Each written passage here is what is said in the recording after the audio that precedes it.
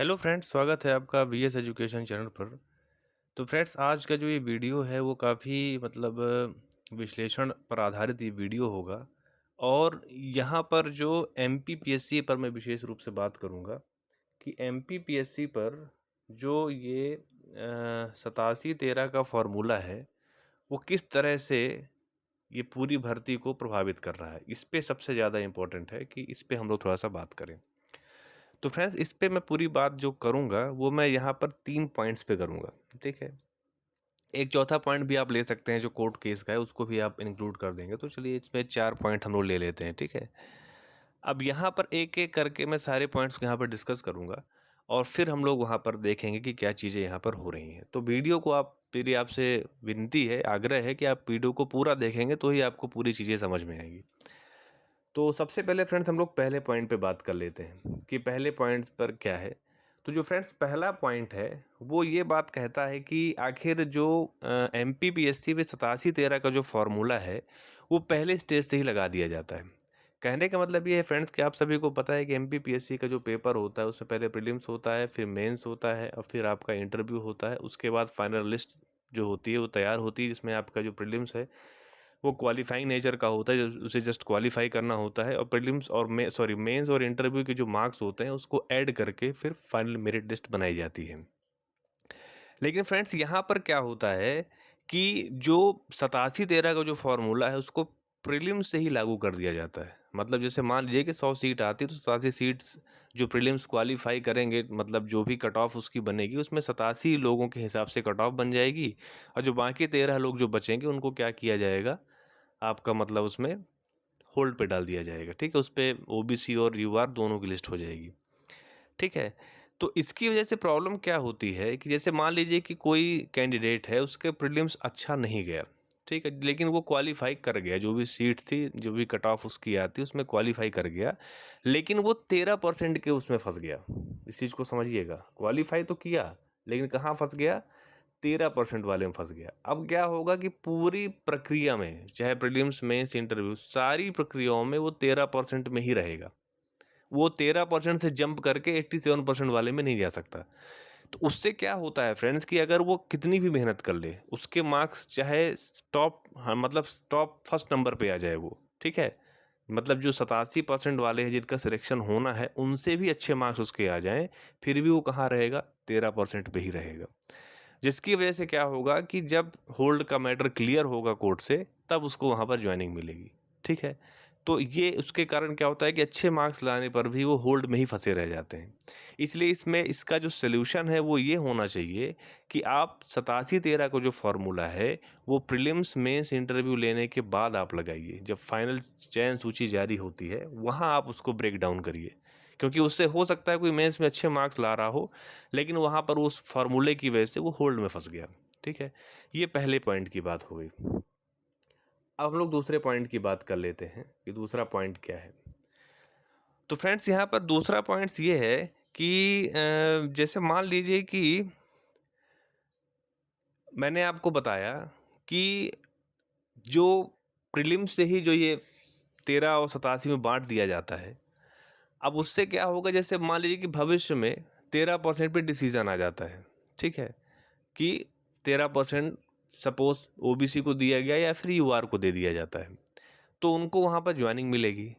लेकिन उससे होगा क्या फ्रेंड्स कि जैसे मान लीजिए कोई 87% पे कोई कैंडिडेट है, इसका सिलेक्शन हो रखा है, ठीक है, लेकिन जब 13% का भी सिलेक्शन या ज्वाइनिंग देने की बात आएगी तो ऐसा हो सकता है, ये बहुत हद तक पॉसिबल है कि उनके मार्क्स 87 वालों से अच्छे हों, लेकिन वो प्रीलिम्स से ही उन्होंने एक बैरियर बना दिया 87 और 13 का, इसलिए वो होल्ड में फंस गए।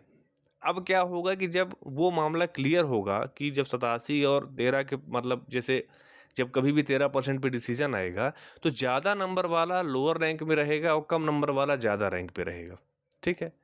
तो वो एक प्रॉब्लम सबसे बड़ी क्रिएट होगी। उसी को लेकर के कोर्ट में गया है केस कि आप जो होल्ड लिस्ट है उसको आप क्या करो, पब्लिक करो, ताकि ये समझ जानने में आए कि आखिर जो होल्ड में है कैंडिडेट्स उनके मार्क्स कितने हैं, ठीक है। इसी को लेकर के 50,000 का जुर्माना लगाया गया था, ठीक है। अब एक थर्ड और लास्ट पॉइंट है जो कि बहुत ही इंपॉर्टेंट है, बहुत ही तार्किक है और बहुत ही अच्छा पॉइंट है, वो उसको समझने की बात है। और ये एमपीपीएससी कि एग्ज़ाम में ही ये चीज़ ज़्यादा मतलब ये चीज़ लागू होगी और एग्ज़ाम में नहीं हो सकती। जैसे जो ईएसबी के एग्ज़ाम्स होते हैं और जैसे एग्ज़ाम में उसको समझाऊंगा कैसे वो चीज़ें होंगी। तो फ्रेंड जैसे कि मान लीजिए कि आप सभी को पता है कि एमपीपीएससी में क्या होता है कि डेप्यूटी कलेक्टर हो गया, है ना, डीएसपी हो गया, ठीक है, ट्रेजरी ऑफिसर हो गया, ठीक है, उसके अलावा आपका तहसीलदार हो गया, ठीक है, और उसमें और बहुत सारी पोस्ट होती हैं। कुछ आपके मतलब फॉरेस्ट में तो उसका अलग पेपर होता है। उसके अलावा जैसे कुछ एजुकेशन डिपार्टमेंट में भी पोस्ट होती हैं और ऐसे लोअर करके लेबर डिपार्टमेंट ऐसे करके बहुत पोस्ट होती हैं। तो जब से सबसे ज़्यादा डिमांडिंग पोस्ट होती है वो डीसी और डीएसपी की पोस्ट होती है, ठीक है। इसी पे सबसे ज़्यादा कंपटीशन रहता है, सबसे हाई रैंक इन्हीं चीज़ पे जाती है। अब फ्रेंड्स आप एक कंडीशन को सोचिए कि जैसे मान लीजिए कि कोई 87% की लिस्ट जारी होती है, ठीक है, 87% की लिस्ट यहाँ पर जारी हो जाती है और उसमें क्या होता है कि 1 2 3 4 और 5 कैंडिडेट्स का नाम आता है, ठीक है, और इसके बाद ब्रेकडाउन करके 13% पे 1 2 3 4 5 लोगों का नाम है जो कि पब्लिक अभी नहीं किया गया। अगर कोमानी कोर्ट के ऑर्डर होंगे तो करना पड़ेगा, वो बात की बात है। अब क्या होगा फ्रेंड्स कि जब 87-13 का फॉर्मूला लगेगा तो जाहिर सी बात है कि जो सीट सपोज मान लीजिए कि डीसी यानी डेप्यूटी कलेक्टर की सपोज सीट आती है 10, हम डीसी का एग्जांपल लेके चल रहे हैं। अगर डिप्टी कलेक्टर की सीट आती है मान लीजिए 10 और डीएसपी डीएसपी ले सकते हो आप लोग, डीएसपी की सीट आती है यहाँ पर मान लीजिए कितनी, 10 सीट आती है। जब इसमें 87-13 का फॉर्मूला लगेगा तो डीएसपी की सीट कितनी मिलेगी 87 वालों को, 8 सीट के आसपास मिलेगी मान लीजिए, ठीक है, और 2 सीट कहाँ जाएगी, 13% वाले में जाएगी। आप समझ रहे हैं बात को। मान लीजिए कि डीएसपी या डिप्टी कलेक्टर किसी की भी 10 सीट आती है तो जब 87% उसका आप निकालोगे तो लगभग 8.7 होगा। तो हम राउंड फिगर में 8 मान लेते हैं। तो 8 सीट कहाँ चलेगी, 87% वाले में चली गई और 2 सीट कहाँ चलेगी, 13% वाले में चलेगी। अब क्या होगा फ्रेंड्स कि जो 5वें नंबर पर है 87% वाले कोटे में या 87% वाली लिस्ट में जो 5वें नंबर पर है, सपोज उसको डीएसपी की सीट नहीं मिल पाती है, ठीक है। मान लीजिए कि मैं 5 एग्जाम्पल लेके चल रहा हूँ। मान लीजिए कि सीट्स, क्योंकि डीएसपी की ऑब्वियसली सीट इतनी तो नहीं होगी पूरे पूरे जो कैंडिडेट है सबको डीएसपी की सीट मिल जाए। एक कंडीशन आप मान के चलिए कि 5वें नंबर वाले को डीएसपी साहब की सीट नहीं मिलती, उसको कौन सी सीट मिलती है, तहसीलदार की सीट मिलती है, ठीक है। लेकिन अगर हम उसको कंपेयर करते हैं किससे, 13% वाले से, तो 13% की लिस्ट में वो टॉप नंबर पर है, क्योंकि 13% के जहाँ पर 87% क्लोज हो रहा है 5वें नंबर पे, उसके जस्ट नीचे पहले नंबर का कौन सा है, 13% वाला है, ठीक है। यानी कि अगर उसको 13% में रखा जाए तो वो टॉप नंबर पे आएगा। इसका मतलब ये है कि अगर वो 13% की लिस्ट में होता, भविष्य में सपोज 13% का ऑर्डर क्लियर होता कि वो यूआर को मिलता है कि ओबीसी को मिलता, मान लीजिए कि वो उस जो जिस कैटेगरी से वो बिलोंग करता है ये 5वें नंबर वाला, उसी के फेवर में 13% का ऑर्डर आ जाता है। तो अब वो 13% के टॉप 10 में होता, मतलब फर्स्ट नंबर पे होता, और उसको ये 2 सीट यहाँ पर डीएसपी साहब वाली है, उसमें से 1 सीट उसको दे दी जाती। तो कहने का मतलब ये है कि वो 87% में फंस के अच्छे नंबर लाने के बाद भी तहसीलदार बन रहा है। एक एग्जाम्पल मैं ले रहा हूँ। और अगर वो 13% में होता तो वो क्या बनता, डिप्टी कलेक्टर या फिर डीएसपी बनता, ठीक है। क्योंकि यहाँ पर जो सीट्स का बंटवारा है उसको इस हिसाब से कर दिया गया है कि वो वहाँ पर सही जगह पर वो नहीं बैठ पा रहा है। तो ये एक यहाँ पर सबसे बड़ा फ्लॉ है। अब देखिए इसमें क्या होता है। अब आप सोचते होंगे कि सर ये ईएसबी वगैरह की परीक्षाओं में ऐसा क्यों नहीं होता। उसका सबसे बड़ा कारण ये है कि वहाँ पर सीट्स यूनिफॉर्म आती हैं। जैसे मान लीजिए अगर वर्ग 3 की पोस्ट आ रही है तो सारी की सारी सीट्स क्या होंगी, वर्ग 3 की होंगी। वर्ग 1 की आएगी, उच्च माध्यमिक शिक्षक की आएगी तो सारी की सारी सीट्स क्या होंगी, वर्ग 1 की होंगी। तो वहाँ पर कोई रैंक का डिवीजन ही नहीं है। अगर सीट्स यूनिफॉर्म होती, जैसे मान लीजिए अगर पूरी की पूरी डिप्टी कलेक्टर की सीट आई होती तो कोई प्रॉब्लम नहीं होती 87-13 के फॉर्मूला में। पूरी की पूरी डीएसपी की सीट्स आई होती तो भी कोई प्रॉब्लम नहीं होती। पूरी की पूरी तहसीलदार की सीट आई होती तो भी कोई प्रॉब्लम नहीं होती। लेकिन यहाँ पर हो क्या रहा है कि कुछ कुछ सीट्स डीएसपी की हैं, कुछ कुछ सीट्स आपकी डिप्टी कलेक्टर की हैं, कुछ कुछ तहसीलदार की है, कुछ लेबर इंस्पेक्टर, ऐसे करके बहुत सारी सीट्स हैं। जिस वजह से क्या हो रहा है कि जो 87% के लोअर रैंक में है वो 13% के सबसे ऊपर है। तो अगर वो 13% में होता तो उसको डिप्टी कलेक्टर डीएसपी जैसे पद मिल जाते। लेकिन 87 में फंस गया तो उसको क्या मिल रहा है, तहसीलदार या कुछ। हालांकि कोई भी पद कम या छोटा नहीं होता, लेकिन सबकी चाहत यही होती है कि वो हायर रैंक पे जाए। तो मैं उस हिसाब से बात कर रहा हूँ, ठीक है।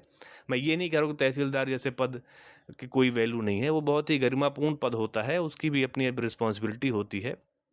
तो आप जस्ट मैं एक एग्जांपल ले रहा हूँ, आप उस पे ना जाइए कि मैं तहसीलदार के लिए ऐसा ऐसा ऐसा कुछ भी नहीं है। जस्ट एक एग्जांपल मैं ले रहा हूँ कि आप किसी भी कैंडिडेट को आप प्रेफरेंस देंगे तो ऑब्वियसली अगर तहसीलदार देंगे और डीएसपी देंगे और डिप्टी कलेक्टर देंगे तो मे बी वो डीएसपी ले ले, क्योंकि हो सकता है उसके अंदर ये जज्बा हो कि वो पुलिस ऑफिसर बनना चाहते हैं, या फिर वो डिप्टी कलेक्टर ले लें जैसा कि ज़्यादातर लोग ऐसा करते हैं। तो वो सबकी अपनी अपनी चॉइस होती है, हर पद की अपनी अपनी एक गरिमा है, अपने अपने उसके अधिकार होते हैं। अब लास्ट में फोर्थ पॉइंट पे बात कर लेते हैं कि जो फिलहाल माननीय हाई कोर्ट ने जो भी उनको एमपीपीएससी को ऑर्डर मतलब आदेश दिया है कि उस पर वो 13% की लिस्ट जारी करें। अब देखिए उसमें विभाग या आयोग क्या आदेश मतलब निर्णय लेते हैं, वो तब तो देखने पे ही पता चलेगा।